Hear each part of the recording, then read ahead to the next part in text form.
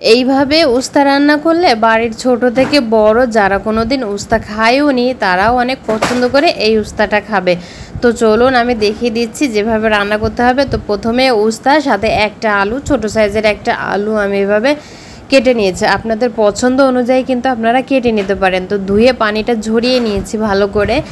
আর এখানে কড়াইতে তেল গরম করে কিছুটা চিংড়ি মাছ দিয়ে দিলাম। চিংড়ি মাছগুলোকে একটু ভেজে নেব যাতে চিংড়ি মাছের কাঁচা গন্ধটা চলে যায়। তারপর এখানে সেই উস্তা আর আলুটা দিয়ে দিলাম, আর বেশি করে একটু কাঁচামরিচ দিয়েছি, আর বেশি করে পেঁয়াজ কুচি। অবশ্যই পেঁয়াজ কুচি আর কাঁচামরিচটা বেশি দিতে হবে। দিয়ে দিচ্ছি স্বাদ মতো লবণ। লবণটা একটু কমই দেবেন, কারণ উস্তায় কিন্তু লবণ বেশি হলে তিতাটা একটু বেশি লাগে, খেতে ভালো লাগে না।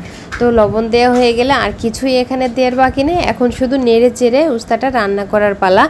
আর হ্যাঁ, এই অবস্থায় কিন্তু চুলার আঁচটা একদম হাইতে রাখবেন, চুলার আঁচ কমাবেন না, কারণ কম জালে উস্তা রান্না করলে কিন্তু উস্তা তিতা লাগে। চুলার আঁচটা হাই হিটে রেখেই উস্তাটা রান্না শেষ করতে হবে। তো নাড়াচাড়া করে এটা রান্না করে নিচ্ছিলাম। তার ভিতরে একটা কথা বলে নিই, যারা আমার পেজটা এখনও ফলো দেননি অবশ্যই আমার পেজটা ফলো দিবেন, আর যদি ইউটিউব থেকে দেখেন তাহলে অবশ্যই আমার চ্যানেলটি সাবস্ক্রাইব করে রাখবেন।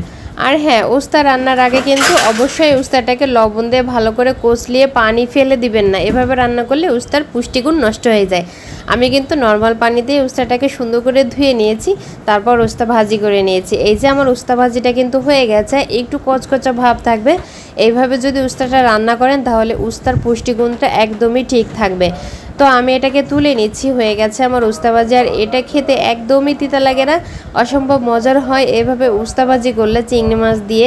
আশা করি আপনারা সবাই ট্রাই করবেন। আর রেসিপিটি ভালো লাগলে অবশ্যই লাইক, শেয়ার ও কমেন্ট করতে ভুলবেন না।